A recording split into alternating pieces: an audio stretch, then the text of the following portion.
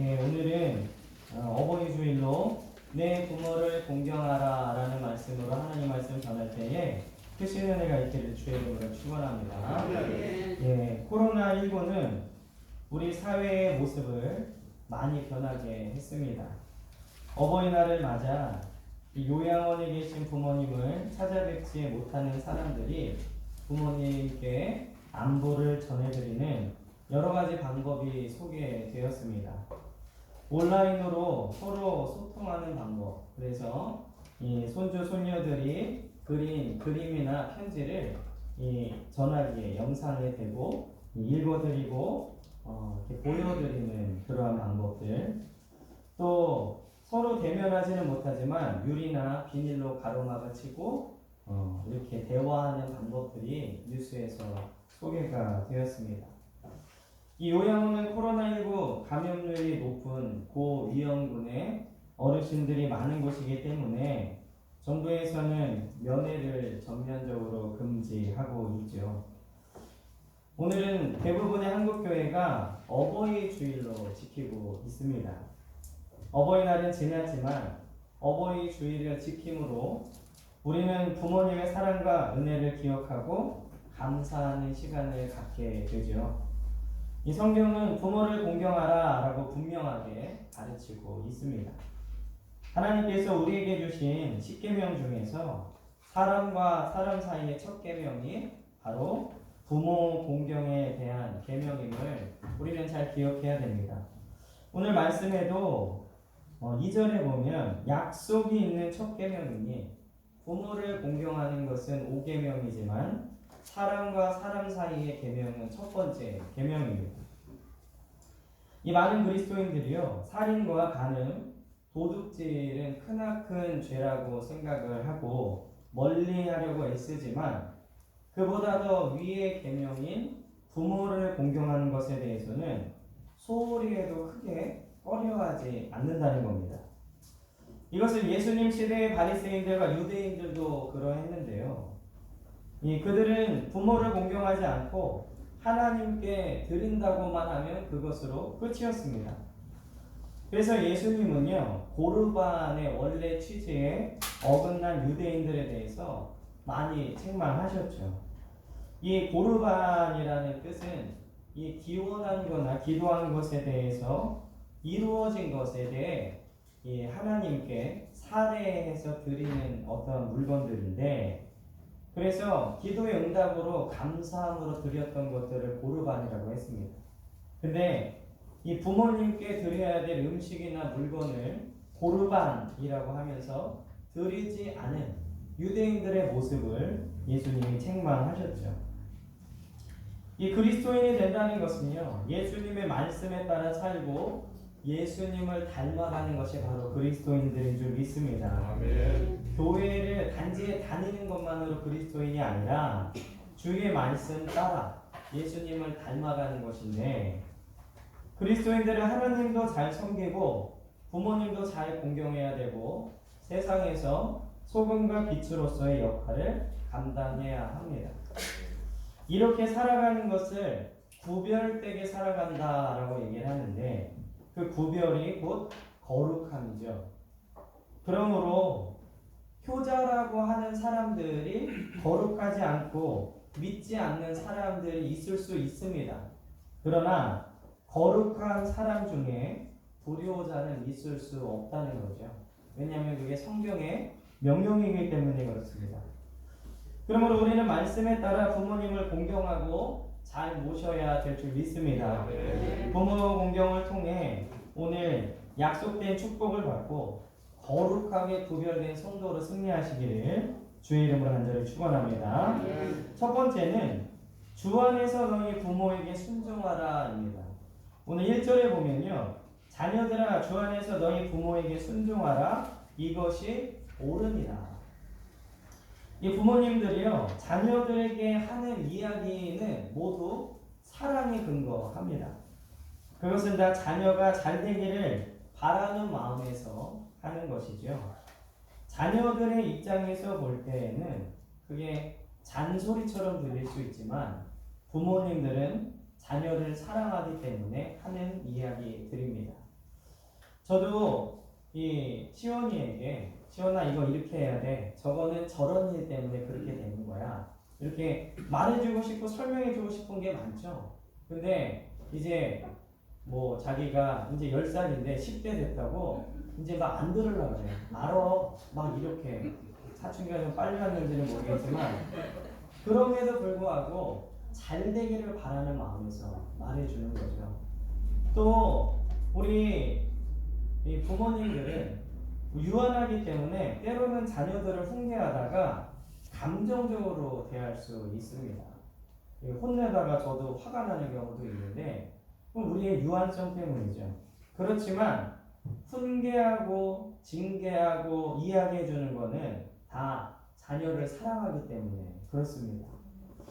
제가 예전에 이 청년 사역을 할 때에 이 부모님이 너희를 얼마나 사랑하는지 너희가 알아야 된다라고 아무리 말해도 이 청년들은 그리고 학생들은 몰라요. 왜냐하면 이 부모가 자식을 얼마나 사랑하는지는 부모가 되기 전까지는 절대로 알 수 없습니다. 그러나 내가 부모가 돼도요, 내 자식을 사랑하는 그 사랑으로 부모님의 사랑을 대략적으로 이해할 뿐이지 나를 사랑하셨던 그 부모님의 사랑은 쉽게 잊어버리는 게 우리의 모습입니다. 우리는 오늘 말씀처럼 부모님의 말씀을 잘 따르고 순종해야 될 줄 믿습니다. 왜냐하면 그 말씀은 우리를 사랑하는 마음에서 나오는 것이기 때문에 그렇죠. 부모님의 말씀을 잘 듣는 자녀가 효도하는 자녀고 부모님을 기쁘시게 해드리는 자녀입니다. 오늘 말씀은요, 주 안에서 부모에게 순종하라 이렇게 우리에게 가르쳐주고 있습니다. 그리스도인들은 부모에게 순종해야 되는데 주 안에서 해야 됩니다. 그러면 이 주 안에서 순종하라 라는 말씀이 의미하는 바는 무엇이냐? 첫째는 내가 부모이든 자녀이든 주 안에 있어야 한다는 말씀입니다.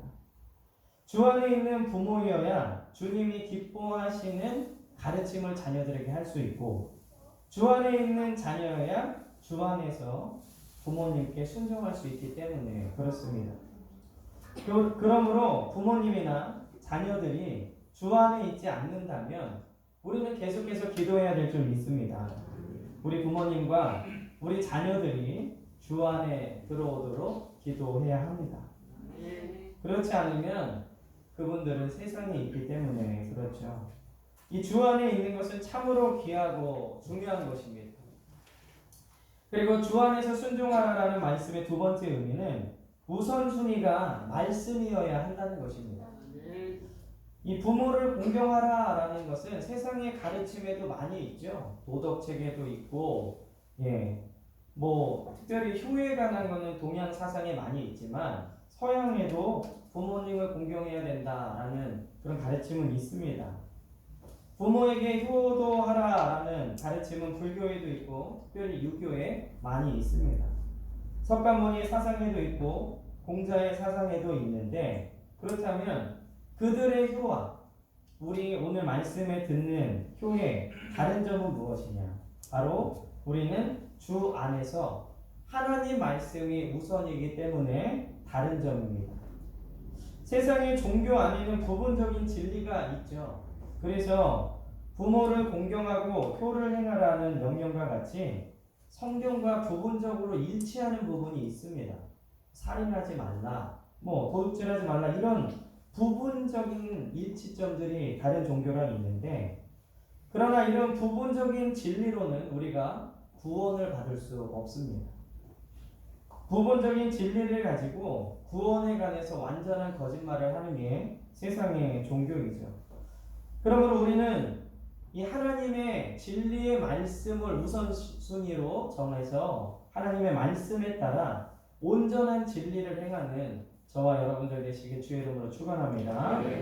오늘 주 안에서 순종하라는 말씀의 세 번째 의미는 주 안에서라는 명령은 택함받은 자들만이 지킬 수 있는 명령입니다. 이것은 무엇을 의미하느냐? 택함을 받지 못한 자, 거듭나지 못한 사람은 이 명령을 지킬 수 없다는 겁니다. 왜냐하면 그것은 거듭나지 않았기 때문이고 주님의 말씀이 내게 생명의 말씀이 아니기 때문에 그렇죠. 그저 좋은 명언 중에 하나, 좋은 이야기 중에 하나, 내 인생을 성공시켜주는 어떠한 자기개발 같은 그러한 것으로 받아들인다는 것입니다. 교회에 다니면서 제사 드리고 향 피우고 술잔 돌리는 사람이 꽤나 많이 있습니다. 그들은 주 밖에 있기 때문에 예전에 행하던 일을 하지 않으면 고난을 당하거나 저주를 받거나 조상들이 복을 주지 않는다라고 생각을 합니다. 주 안에서라는 말씀은 택함 받은 자들, 거듭난 자들만이 할 수 있는 명령인 줄 믿습니다. 그러므로 우리는 주 안에서 부모님을 공경하는 귀한 성도들이 되시기를 주의 이름으로 간절히 축원합니다. 두 번째로는요, 부모를 공경하라 합니다. 오늘 2절에 보면은 내 아버지와 어머니를 공경하라. 이것은 약속이 있는 첫 계명이니 이렇게 얘기를 하고 있죠. 이 성경은 오늘 우리가 읽었지만 부모를 공경하라 라고 우리에게 가르쳐 주고 있습니다. 그렇다면 그리스도인들인 우리는 부모를 어떻게 공경할 수 있는가? 그것은 우리 부모님들을 편안하게 해드리는 겁니다. 편안하게. 그러면 우리는 어떻게 부모님을 편안하게 해드릴 수 있는가? 첫째는 부모님의 영을 편안하게 해드려야 됩니다. 자녀 중에 부모님의 영을 불편하게 해드리는 자녀들이 있습니다. 부모님이 자녀들을 위해서 날마다 기도하시고 열심히 예수님을 믿어라. 그리고 예수님의 말씀대로 살아라. 이게 부모님의 평생 소원인데 그 부모님의 말씀을 듣지도 않고 교회도 잘 나가지 않고 세상에 빠져 사는 자녀들이 있습니다.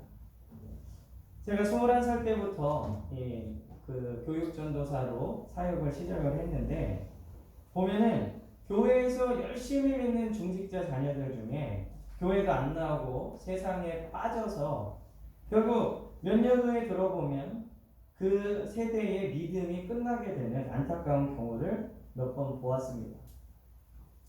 부모님들이 교회 중직이고 하나님 나라를 위해서 헌신하는데 자녀들은 하나님 은혜 밖에 있어서 멸망의 자녀가 되는 것은 부모님의 영을 불편하게 하는 영적 불효입니다. 반대로 부모님이 예수님을 믿지 않고 있는 상황이라면 우리는 빨리 복음을 전해서 부모님의 영이 마귀들과 지옥 권세로부터 해방되어야 그 부모님의 영이 진정한 쉼을 누릴 수 있습니다. 인간의 영은 하나님과 교제할 때 가장 편안한 쉼을 누릴 수 있기 때문에 그렇죠. 복음을 전하면 노하실까봐 부모님께 복음을 전하지 못한다면 그것도 마귀가 쓴 전략이라는 것을 기억하시기 바랍니다. 그러므로 우리 자녀들은 부모님의 믿음을 잘 이어받아서 믿음의 대가 끊기지 않도록 영적으로 효도하시고 우리 믿는 자녀들이 부모님이 혹시 믿지 않으시다면 그 영혼의 안식과 쉼을 위해서 빨리 복음을 전하시길 주의 이름으로 축원합니다. 오늘 부모님을 편하게 해드릴 수 있는 두 번째 방법은 부모님의 혼, 즉 마음을 편안하게 해드려야 합니다. 부모님들은 항상 자녀들 걱정을 하시죠. 그래서 우리 가끔 TV에 보면 90된 노모가 70된 아들을 걱정합니다. 이 한자에는 어버이 친이라는 한자가 있습니다. 그 한자에 대해서 잠깐 설명을 드리면 예를 들면 이 시골에서 닷새 만에 장이 서게 됩니다. 장이 서면 아들은 그동안 모은 나무찜을 지게에 지고 장터에 팔러 갑니다. 집에 계시는 어머니는 뜰 안에 여러 농사일들과 집안일을 하십니다. 그러나 생각은 장에 간 아들만 생각하고 있습니다. 오늘 갖고 간 물건은 팔았는지 올해는 넘기지 말고 장가를 보내야 하는데 등등 자식 걱정뿐이죠. 마침내 저녁이 되어 해가 뉘어뉘어 넘어가는데도 아들은 아직 돌아오지 않습니다. 저녁을 다 지어놓고 기다리다가 못해 동부 밖까지 나가봅니다.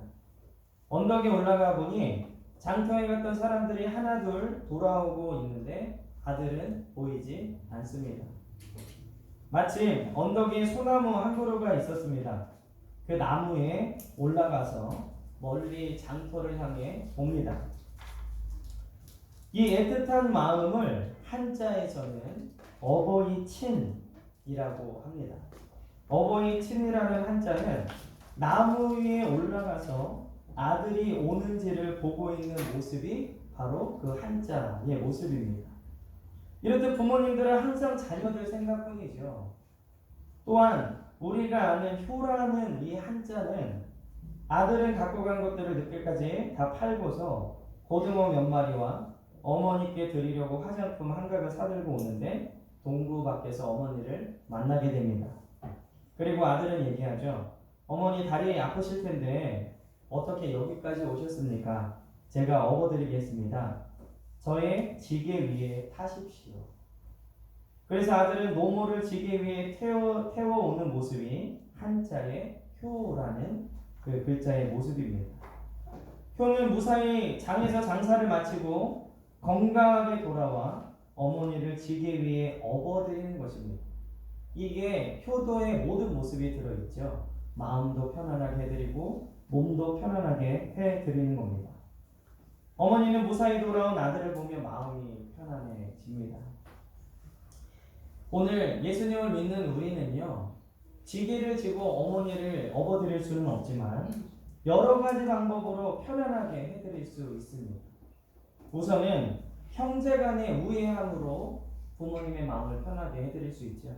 가끔 이 새벽에 막 싸우는 소리가 들립니다. 뭐 방음이 잘 되지 않기 때문에 그럴 수도 있지만 들어보면은 술 먹고 오빠가 엄마를 위해서 한 게 뭐가 있어? 나이 50 먹도록 장가도 안 가고 집안에 있는 걸 다 탕진하고 그러면은 너는 일찌감치 시집가고 뭘 했다고 큰 소리야 뭐 하면서 막 싸우는 소리가 너무 생생하게 들려서 제가 그 집 아들인 줄 알았어요. 너무 무슨 것 갖고 싸우는지 다 알겠어요.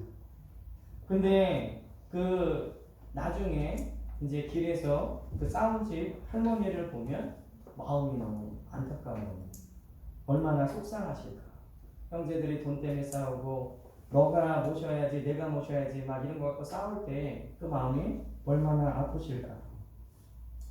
혹시 우리 사랑하는 성도님들은 형제간에 다투실 일이 있더라도 부모님 안 계신 곳에서 다 해결하시고 부모님 앞에서는 늘 우애 있는 모습만 보여주시길 주의 이름으로 축원합니다.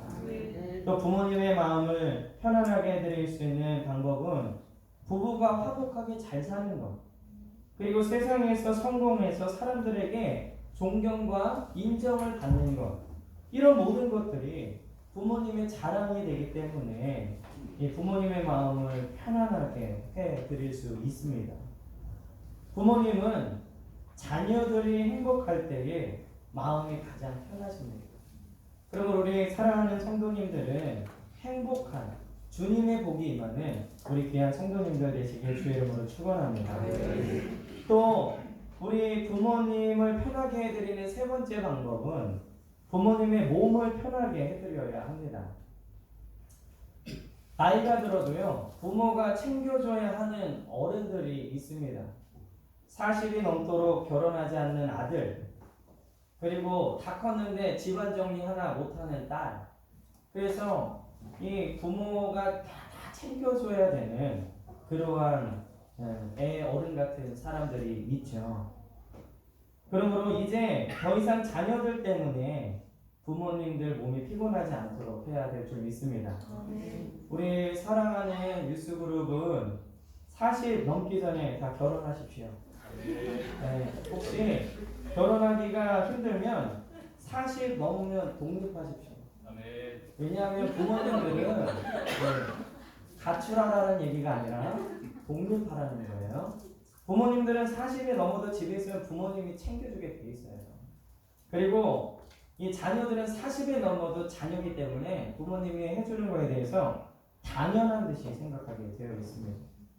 그러므로 여러분들 40 되기 전에 결혼하시든지 혹시 안 되면 독립이라도 하시기를 주의 이름으로 축원합니다.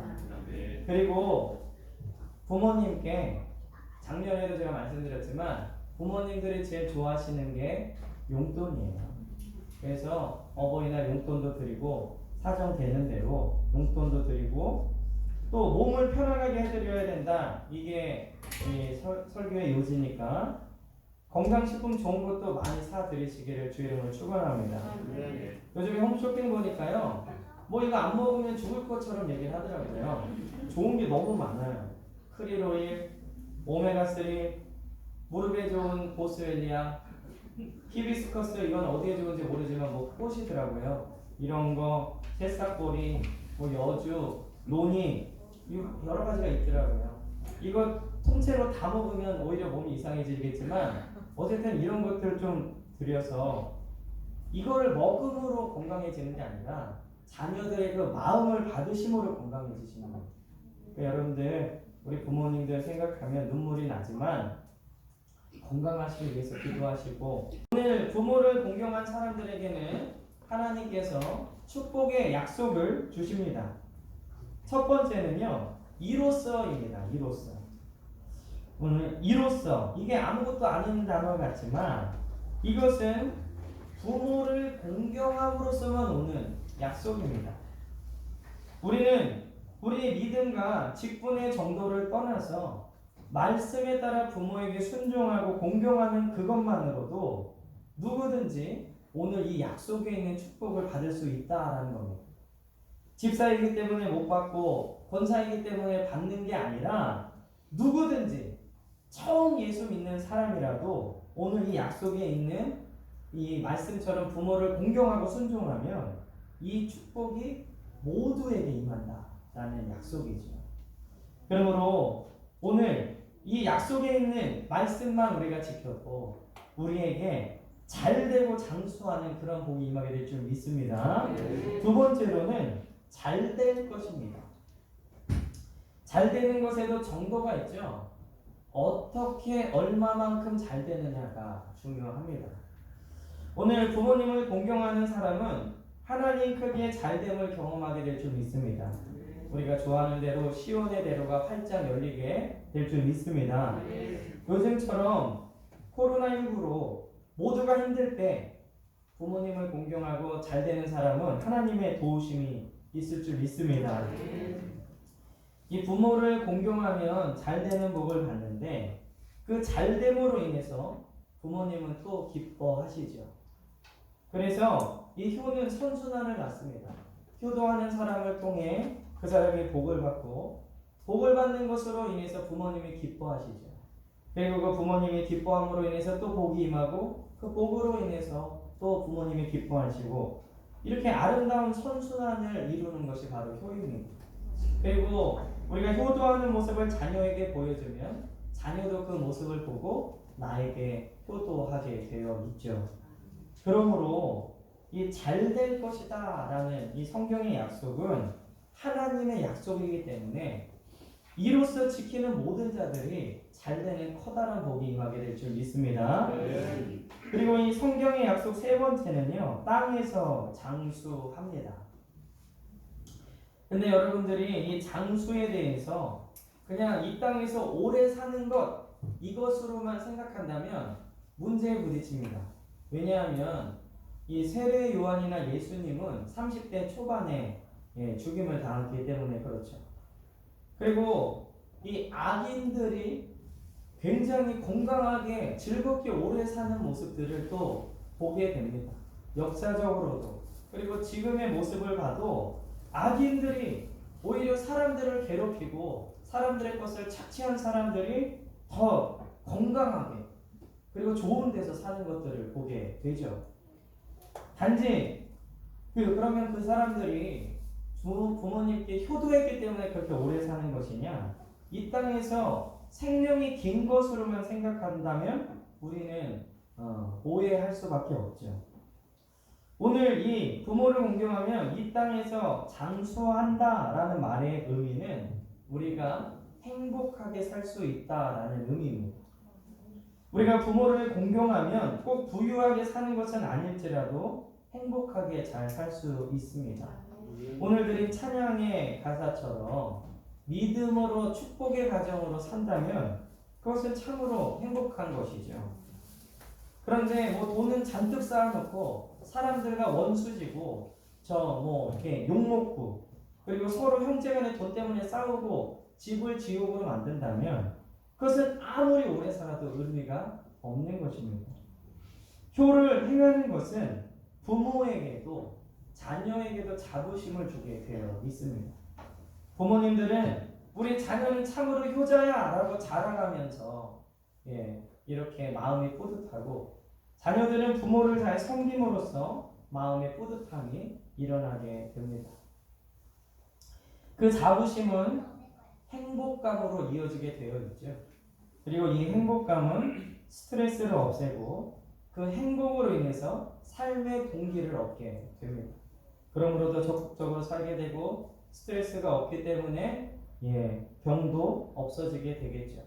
그러한 이유 때문에 오래 사는 것은 아니겠지만 어쨌든 성경은 부모를 공경하는 자들에게 장수를 약속하고 있는데 그 약속은 바로 행복한 기쁨이 넘치는 삶에 대한 약속이라는 겁니다. 그러므로 오늘 우리 사랑하는 성도님들은 부모를 공경함으로 여러분들 안에 기쁨과 행복이 넘치시길 주의 이름으로 축원합니다. 부모와 자녀가 서로 등지고 원수지고 이렇게 미워하는 애증의 관계가 아니라 정말로 보기만 해도 기쁘고 사랑스러운 부모님과 자녀가 되기를 주의 이름으로 간절히 축원합니다. 오늘 말씀과 같이 주 안에서 부모에게 순종하고 부모님의 영과 혼과 육을 편안하게 해드려서 오늘 약속에 있는 말씀처럼 잘되고 장수하는 복이 임하는 우리 사랑하는 베들교회 성도들 되시기를 주의 이름으로 간절히 축원합니다.